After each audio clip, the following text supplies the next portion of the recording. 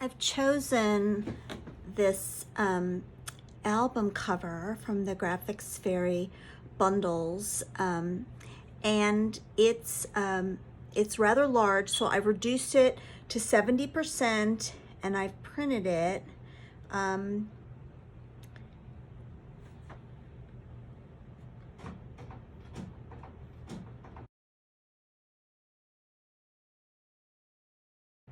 Okay, so I've printed out 4 copies, and this is how I'm going to cut it.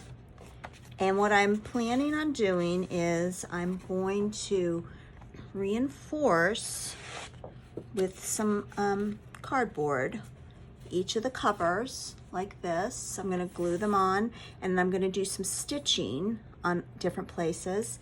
And the reason I've printed out 4 is because I'm going to be cutting out these larger pieces and making it sort of like a 3D effect, and gluing them down and sewing them. So when I get that done, I'll show you what I've done.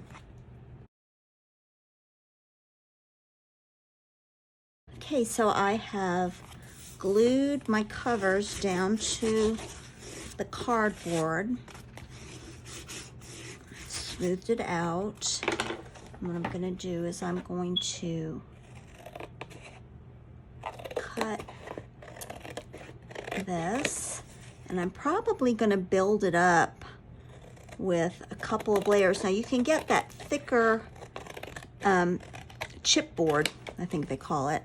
I don't have any, so what I do is I bought a lot of cardboard several years ago. I have a stack, huge. So I've just been working away at it, and I double up lots of times. So I'm just gonna cut these out. It's gonna be a big journal, but my goal is to have it be like the family spell album. I just love making Halloween journals, and I love, I do have customers who bought them like to be part of their Halloween decor that they put out. And so I'm just gonna round the corner here, just like that. And do this one. And I am gonna be inking the edges just to give it a worn look.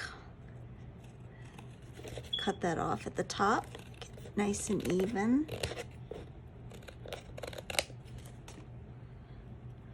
And I'm gonna go get my Distress ink, and I'll be right back. So I've got this Tim Holtz walnut stain. I love the walnut. It's a nice dark brown, and it's especially a fun Halloween color. I'm just gonna go around, especially like the little lighter parts, get them all inked up.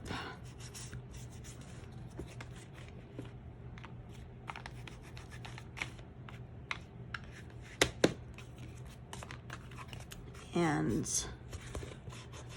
then I'm gonna start making my little raised pieces. And I'm probably gonna add another layer, but I'm gonna sew this layer on when I get to that part. I'm not gonna glue it. I'm only gonna glue it in the middle and then sew around the edges.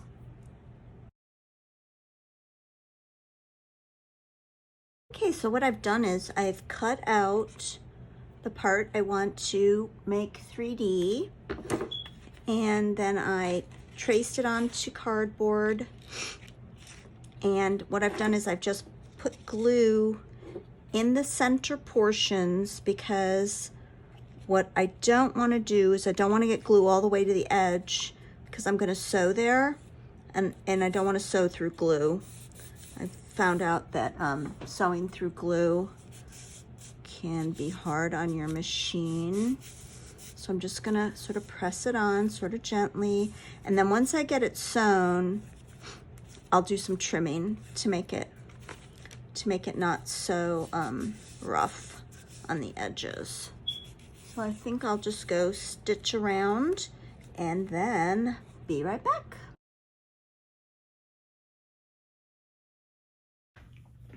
Yeah, I'm gonna keep sewing along here. This is just what I'm doing. I've already sewn one side, one line down. Now I'm gonna do the next one. Just going along, trying to follow the lines. There's sort of lines all over, so just sort of get a feel for just getting an outline, just to make it look like it's been stitched together. Give it some definition. Yeah, like that. So you get the idea. Just some stitching right across there.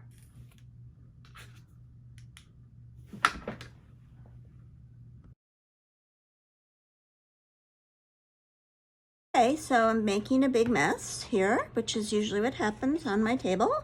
But I have cut out, sewed around, and I have glued down. Now I've got it clamped so it'll stay in place. And what I plan on doing is taking, I've got it sort of got a 3D effect now.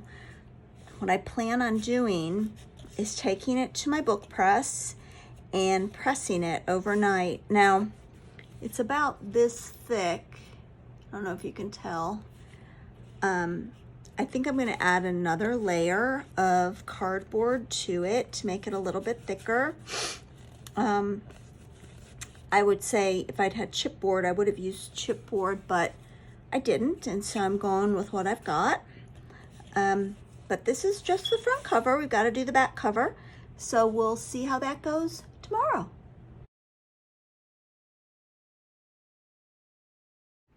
Okay, so now we're going to make this journal spooky. You can see that I've made it a little thicker here, and it's all stitched and flattened and pressed. So what we're going to do is we're going to age this up and make it a little bit spooky. So first we're going to apply some matte gel medium. Just go along painting it on here, paint.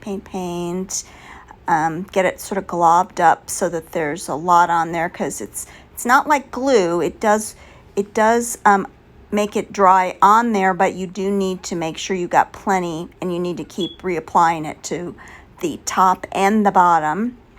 So I'm gonna press it out. I'm gonna pull it, give it a little bit of a spooky feel. And what I do is I try to make the top hangover, because what we're trying to achieve here is a spider webby feel. Give it that spooky spider webby feel. So I'm gonna sort of pull it and press down on it, press it out, and go along. What I'm going for here is the Spooky Family Spell Journal, like the old ancient journal that's been handed down from witch to witch in the family. I'm going to cut off the edge here because this is a lot of good cheesecloth that we can use elsewhere in the journal. I'm going to have to spread it out again. Here we go. So there, just glob it on, spread it out. And what's great about cheesecloth on this journal is you can still see the details of this incredible journal. I was so excited when this journal became available on Graphics Fairy, because I just thought this is the ultimate family spell book. And they're fun to make. For a family tradition, sort of like you get out your Christmas tree, you get out your family spell book every year. That's what I'm sort of going for here. So I'm gonna spread it, sort of get it into the corners and the crevices, and spread it out, get it really very Oops, I'm gonna cut that bit off. Get it very spooky looking. I just love to make these Halloween journals. Okay, there we go. It's all spread out. I'm going to now close this up. And the next thing I'm going to do is, here's a bottle of Crizal, eye stuff for glasses to make your glasses shiny. I get this every year when I go to the eye doctor with my eye insurance. I get free frames every year. So I use these old bottles. I fill them up. This one has coffee in it. And I'm going to spray it. And what I'm trying to do here is make it stainy, like, somebody's stained it throughout the years, all the trials and tribulations this old journal's gone through. And then I'm going to pat it off with the extra cheesecloth, just like that. And that is not only what I want to do now is just make it some big globs, just some really big stains. Sometimes in this bottle, I use like distress ink, liquid distress ink that comes in the bottle, and just sort of water it down. But and that works really well as too. So now I'm there we go. It's all ready. And here's one that I did the other day. I did this one yesterday, and I've dried it and pressed it, and see the spider web effect it has. I think it's going to be a really great spooky journal. So here we go. That's what we've got done for today. Gonna cut this off, and then we're gonna let it dry, and we will assemble it later.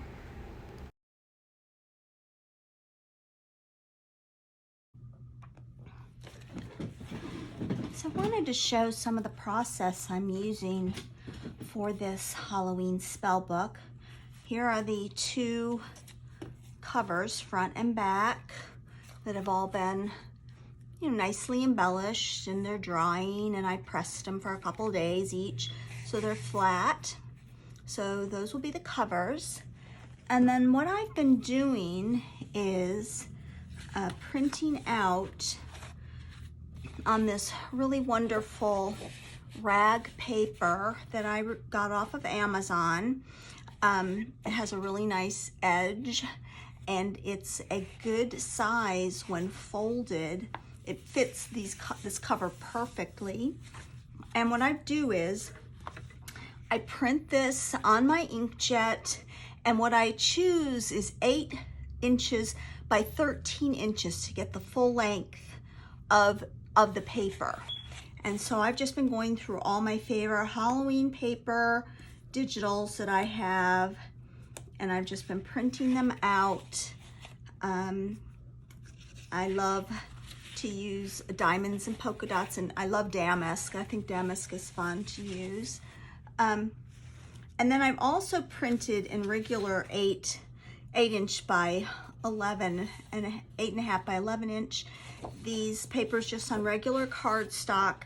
I'll use these to make pockets and tuck spots that have a little bit that are sturdy. And I've only printed them one-sided. Now here's some that I printed earlier, and once again these are 8 by 13, and I have excuse me, printed both sides so that I can use it just like you would use any sort of paper that you might buy, Tim Holtz or 49 and Market. So I still need to embellish these pages. I have started on some of these pages. Here is one that I've started on. I did use a spider web design to print on, and this is Graphics Fairy wallpaper print paper. And I'm sort of thinking of this as, Grandma Hermione's wallpaper that fell off her wall that they needed to make a pocket for the journal.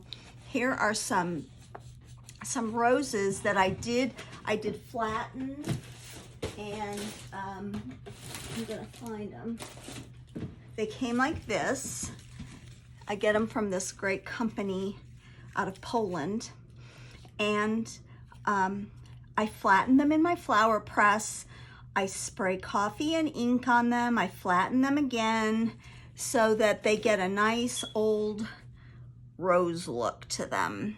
I've used old lace that I've tied up here with a safety pin, a rusty safety pin, and just some burlap ribbon, old lace. I've made it all older by dyeing it with coffee.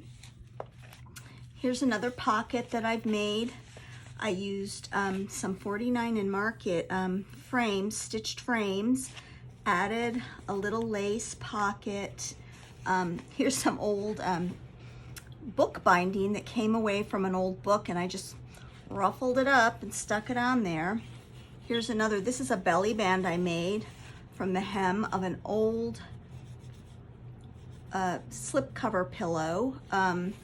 And I've got the gauze going and the netting that I love, and a couple, I've taken these paper flowers and made centers out of them with some of this ribbon that I've not ribbon, thread that I collect. Now here's a complete signature completed. So this signature uses this great old paper from Graphics Fairy, just perfect for Halloween witchy stuff. I've made a pocket out of the alternative paper that I printed on heavier cardstock. And you open it up, and here's another tuck spot that I've embellished with some, I like to use a lot of my leftovers, a lot of my torn paper leftovers, and make ruffles out of them.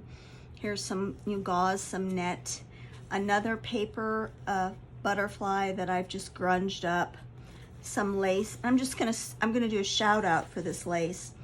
This is sold, and I'll put it, I will indicate who I bought this from. It's an Etsy shop. Her name is Olga, and she's in the Ukraine. And if you can find her and buy her lace, she has the most wonderful dyed snippets of lace.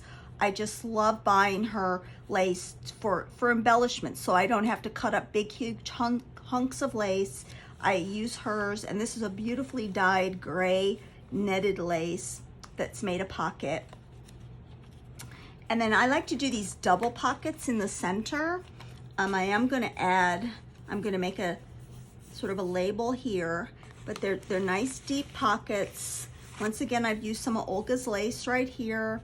Here are the flowers from Poland that I just felt were really kind of great spooky Halloween, kind of a dark purple with coffee all over them. Now here's more of Grandma's wallpaper. This is another Graphics Fairy wallpaper print, and some more flowers. And here's my coffee filter ruffles that I love to make, and I make them literally out of my coffee filters. And I ruffle them up in two ways. Like, I take the bottom edge, and for Halloween books, I cut them for nicer books with scissors, but for Halloween books, I like to rip them and just rip them like that, and I fold them in on themselves. I ruffle them in. I just do this 3 times, and then I go to the other side and I ruffle these 3 times like that. Then I scrunch it and I sew it. I sew across it, and I make a little ribbon out of them. And I love the sort of like, these are sort of like oyster shells. And then the other, I use the middle section of the coffee filter, and I just ruffle it up like this. And I just love to use these, and I literally use up all my coffee filters. I recently used up a year's worth of coffee filters, and we had to start over making new ones. And it doesn't take long. Just use your morning coffee filter, dry it out, and then just ruffle it up. I also dye fresh coffee filters different colors for journals that don't need the grungy look. Here's another tuck spot. And here I took a little piece of a die cut from a 49 in Market kit, and I cut it out, cut out all the little holes. They weren't cut out, but I did cut them out. I put it on cardboard. I added the little tacks here. And so what I'll do is I'll probably just, you know, take something and put it in there. So that is the progress so far. I do like to think up words. I use like the word wicked spells something wicked, and I just use in Photoshop, I make up little labels and I just have little sheets full of these words that I use throughout the journal. And here are more words that I did get from a Etsy seller. I especially love, now I put these two words together, wickedly wicked. That's one of my favorite, wickedly wicked. Sleeping Death, the 31st, and I love that 13. So that's just a little update on how my journal's coming along at this point. And I will be back showing you some more of the process.